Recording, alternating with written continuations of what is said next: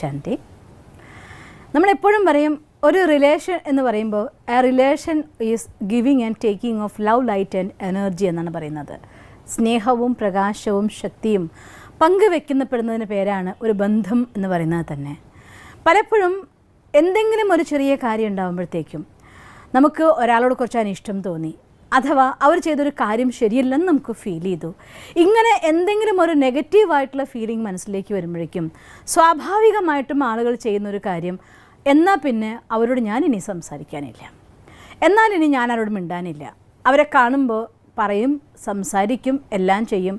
പക്ഷേ ആ വാംത്തില്ലാതെ, ആ സ്നേഹമില്ലാതെ, ആ കാര്യത്തിൻ്റെ എന്തുകൊണ്ട് എന്ത് സംഭവിച്ചു എന്ന് കമ്മ്യൂണിക്കേറ്റ് ചെയ്യാതെ, കമ്മ്യൂണിക്കേഷനാണ് ആദ്യം കട്ട് ചെയ്യുന്ന ഘടകം.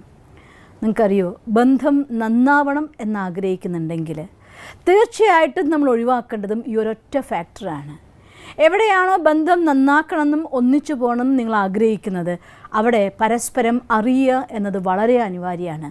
അതുകൊണ്ടാണ് giving of love, light and energy എന്ന് പറയുന്നത്. എനർജിയുടെ കൊടുക്കൽ വാങ്ങൽ ആദ്യ ഘട്ടമാവും. എന്നെക്കുറിച്ച് അവരങ്ങനെ പറഞ്ഞു, അല്ലെങ്കിൽ ഇവരിങ്ങനെ പറഞ്ഞു, എന്നോട് അവരങ്ങനെ ചെയ്തു, ഇങ്ങനെ ചെയ്തു, അവർക്ക് വേറെന്തോ റിലേഷൻ ഉണ്ടെന്ന് തോന്നുന്നുണ്ട്. എന്തെങ്കിലും ഒരു നെഗറ്റീവായിരിക്കുന്ന ഇൻഫോർമേഷൻ ഏതെങ്കിലും രീതിയിലാണ് നമുക്ക് തോന്നിയാൽ, ചിലപ്പോൾ സംശയമാവാം, ചിലപ്പോൾ സത്യമായിരിക്കും, എന്തോ ആയിക്കോട്ടെ, അങ്ങനെ ഒരു കാര്യം നമ്മുടെ മനസ്സിനുള്ളിലേക്ക് വരുമ്പോഴേക്കും സ്വാഭാവികമായിക്കൊണ്ട് എൻ്റെ മനസ്സിനുള്ളതായിട്ടുള്ള ഗുഡ് ഫീലിങ്സ് അവിടെ കട്ടാവും. മീൻസ് പോസിറ്റീവ് എനർജി അവിടെ കട്ടാവുന്നു. രണ്ടാമത്, ആ കാര്യം എന്താണ് സംഭവിച്ചത് എന്ന് അവരോട് ചോദിച്ചും അറിഞ്ഞും എന്തെന്ന് പൂർണ്ണമായിട്ടൊരു ക്ലിയർ കമ്മ്യൂണിക്കേഷൻ നടത്തുന്നേക്കാൾ മുന്നേ ലൈറ്റും അവിടെ കട്ട് ചെയ്യും. മീൻസ് കമ്മ്യൂണിക്കേഷൻ അവിടെ കട്ട് ചെയ്യുന്നു. ആ കമ്മ്യൂണിക്കേഷൻ കട്ടായി കഴിഞ്ഞാൽ പിന്നെ അവിടെ സ്നേഹം ഒഫീഷ്യലായി മാത്രമായി മാറുകയാണ്. പതി പത്നിയാണ്, അല്ലെങ്കിൽ എൻ്റെ മോനാണ്, എൻ്റെ മരുമകളാണ്, ഏത് റിലേഷനാണെങ്കിലും ഈ റിലേഷൻ എന്ന് പറയുന്നത് എനിക്ക് ഒഴിവാക്കി പോകാൻ പറ്റില്ലല്ലോ. ഫ്രണ്ട്സൊക്കെ ആണെങ്കിൽ ആ ഫ്രണ്ട്ഷിപ്പ് മതി എന്ന് പറഞ്ഞ് എനിക്ക് മുന്നോട്ട് പോവാം. പക്ഷേ ഞാനുമായി ബന്ധപ്പെട്ട എൻ്റെതായ ഒരു ബന്ധമാണെങ്കിൽ മുറിച്ചു കളഞ്ഞ് പോകാൻ പറ്റില്ലല്ലോ. അതുകൊണ്ട് എന്ത് ചെയ്യും, അവരുമായിട്ടൊരു ഒഫീഷ്യൽ റിലേഷനായിട്ട് നമ്മൾ മെയിൻറ്റെയിൻ ചെയ്യും. പറയേണ്ടത് പറയുന്നുണ്ടാവും, ചെയ്യേണ്ടത് ചെയ്യുന്നുണ്ടാവും, ഓക്കെ ശരിയാക്കുന്നു, ഓക്കെ ചെയ്യുന്നു. പക്ഷേ പരസ്പരം ഹൃദയങ്ങൾക്ക് തമ്മിൽ യാതൊരു അടുപ്പമില്ലാതായിട്ട് മാറും. അത് പതുക്കെ പതുക്കെ പതുക്കെ ബന്ധങ്ങളെ പൂർണ്ണമായിട്ടും അകലത്തിലേക്ക് കൊണ്ടുപോവുകയും പരസ്പരം കാണാൻ പോലും ഇഷ്ടമില്ലാത്ത അവസ്ഥയിലേക്ക് എത്തിക്കുകയും ചെയ്യും. അതുകൊണ്ടൊരു കാര്യം നമ്മളെപ്പോഴും ശ്രദ്ധിക്കേണ്ടത്, എന്തെങ്കിലും ഒരു കാരണം കൊണ്ട് നമുക്ക് അനിഷ്ടമായ ഒരു സാഹചര്യം ഉണ്ടായി, അതവരെ നമുക്ക് മോശമായിട്ട് അവരെ പെരുമാറ്റം നമുക്ക് തോന്നി, എന്ത് തന്നെ കാര്യമാണെങ്കിലും ആദ്യം നമ്മൾ ചെയ്യേണ്ടത് കമ്മ്യൂണിക്കേഷൻ കട്ട് ചെയ്യല്ല, കമ്മ്യൂണിക്കേഷൻ ക്ലോസ് ആക്കലാണ്. എന്നുവെച്ചാൽ അർത്ഥം തുറന്ന് സംസാരിക്കലാണ്. എനിക്കിതാ ഇങ്ങനൊരു ഫീല്, ഇത് ശരിയായും തോന്നിയിട്ടില്ല, അതുകൊണ്ട് ഇങ്ങനൊരു മാറ്റം ഞാൻ ആഗ്രഹിക്കുന്നുണ്ട്.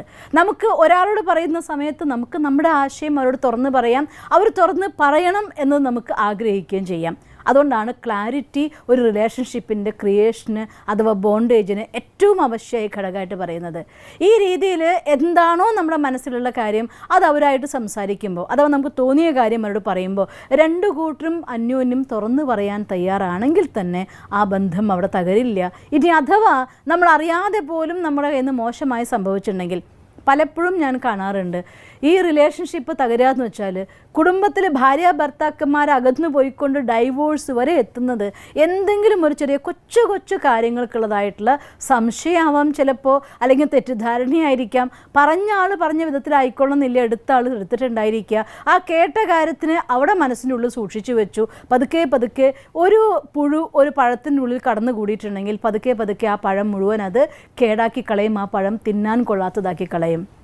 അതുപോലെ ബന്ധങ്ങൾ എന്നതായിരിക്കുന്ന പഴത്തിൻ്റെ ഉള്ളിൽ സംശയത്തിൻ്റെ ഏതെങ്കിലും പുഴു കടന്നുകൂടിയിട്ടുണ്ടെങ്കിൽ അത് നിങ്ങൾ എടുത്ത് കളഞ്ഞില്ല എങ്കിൽ പതുക്കെ പതുക്കെ പതുക്കെ ആ ബന്ധത്തെ തന്നെ അത് തകർത്ത് കളയും. എനിക്ക് പലപ്പോഴും ഓർമ്മിക്കാറുണ്ട്, പണ്ട് എൻ്റെ വീട്ടിൽ ഞങ്ങൾ കൃഷി നടുന്ന സമയത്ത് ഒരിക്കൽ ചേമ്പ് നട്ടിട്ട് പുറത്ത് വളർന്ന് കണ്ടപ്പോൾ ഞങ്ങൾ നന്നായി സന്തോഷിച്ചിരുന്നു. അതിൻ്റെ ഇലകളൊക്കെ വരുന്നുണ്ടായിരുന്നു നന്നായിട്ട്.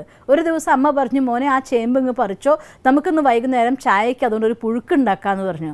അങ്ങനെ പറിക്കാൻ ചെന്ന് നോക്കിയപ്പോൾ ഒറ്റ കൊത്തിന് ആ ചേമ്പും ചെടി അങ്ങ് മറിഞ്ഞു പോയി. അതിനുള്ളിൽ നോക്കുമ്പോൾ ഒന്നുമില്ല.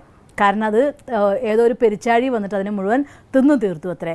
അപ്പോൾ വാസ്തവത്തിൽ ബന്ധങ്ങൾ ഇതുപോലെ പുറമെ കാണുമ്പോൾ അതിമനോഹരമായി തോന്നുകയും അകത്ത് കാലിയാവുകയും അത് മാനസികമായിട്ടുള്ള സംഘർഷങ്ങളും ആ സംഘർഷങ്ങൾ പതുക്കെ പതുക്കെ പതുക്കെ രണ്ടും രണ്ടായി തീരുന്ന അവസ്ഥയിലേക്ക് മാറിക്കൊണ്ട് കുടുംബ ബന്ധങ്ങളെ തകർക്കും. പലരുടെയും ജീവിതത്തിലെ പല ഫ്യൂച്ചറിനെ ഇല്ലാതാക്കി കളയും. പലർക്കും ഒരു ഓർഗനൈസേഷനുള്ളിലാണെങ്കിൽ അവിടുത്തെ എംപ്ലോയീസ് ജോലി ഉപേക്ഷിച്ച് പോയേക്കും. ആ എംപ്ലോയർക്കും കഷ്ടം, മാത്രമല്ല ഒരാളുടെ എഫിഷ്യൻ്റ് ആയിട്ടുള്ള ഒരാളുടെ സപ്പോർട്ട് ഇല്ലാതാവും. ബന്ധങ്ങൾ തകർച്ച നമ്മുടെ ജീവിതത്തിലെ ശക്തിയെ ഇല്ലാതാക്കുകയുള്ളൂ. മനുഷ്യൻ്റെ ഏറ്റവും വലിയ സ്പെഷ്യാലിറ്റി തന്നെ പരസ്പരം സമൂഹത്തിൽ ബന്ധങ്ങളുടെ ശക്തിയാൽ മുന്നോട്ട് പോകാൻ സാധിക്കുന്നു എന്നാണ്.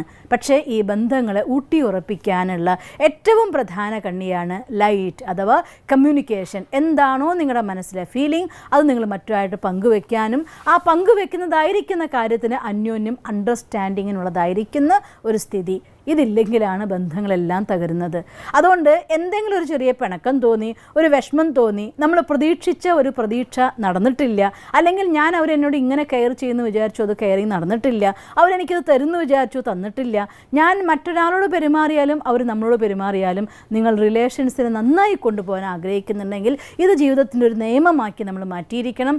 ആശയവിനിമയം പെർഫെക്റ്റ് ആയിരിക്കണം. നമ്മുടെ ഫീലിങ്സ് അവരോട് നമ്മൾ സംസാരിക്കണം, അവരുടെ ഫീലിങ്സ് എന്തോ നമ്മൾ സ്വീകരിക്കണം.